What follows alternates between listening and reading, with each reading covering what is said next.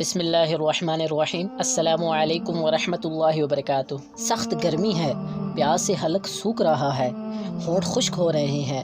پانی موجود ہے مگر روزہ دار اس کی طرف دیکھتا تک نہیں۔ کھانا موجود ہے، بھوک کی شدت سے حالت خراب ہے مگر وہ کھانے کی طرف ہاتھ تک نہیں بڑھاتا۔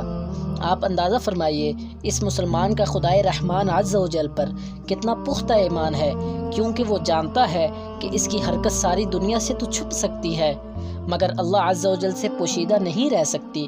اللہ عز و جل پر اس کا یہ یقین کامل روزے کا عملی نتیجہ ہے، کیونکہ دوسری عبادتیں کسی نہ کسی ظاہری حرکت سے ادا کی جاتی ہیں مگر روزے کا تعلق باطن سے ہے۔ اس کا حال اللہ عز و جل کے سوا کوئی نہیں جانتا۔ اگر وہ چھپ کر کھا پی لے تب بھی لوگ تو یہی سمجھتے رہیں گے کہ یہ روزہ دار ہے، مگر محض خوف خدا کے باعث وہ کھانے پینے سے اپنے آپ کو بچا رہا ہے۔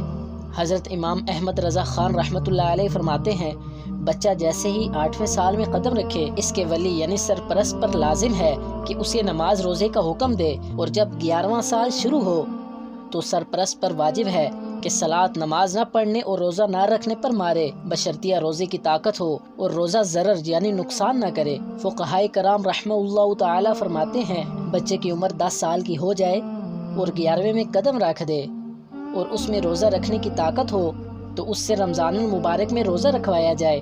اگر پوری طاقت ہونے کے باوجود نہ رکھے تو مار کر رکھوائیے، اگر رکھ کر توڑ دیا تو قضاء کا حکم نہ دے اور نماز توڑ دے تو پھر پڑھوائیے۔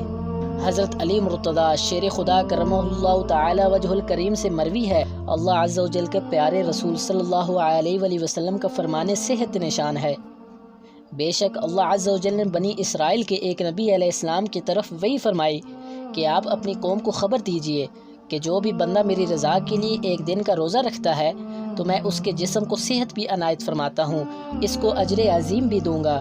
سبحان اللہ۔ پیارے دوستوں، اگر آپ کو یہ میری ویڈیو پسند آئی ہے تو میرے چینل کو ضرور سبسکرائب کریں۔ اللہ تعالیٰ آپ کو اپنے حفظ و امان میں رکھے۔ ملتے ہیں نیکسٹ ویڈیو میں، تب تک کے لیے اللہ حافظ۔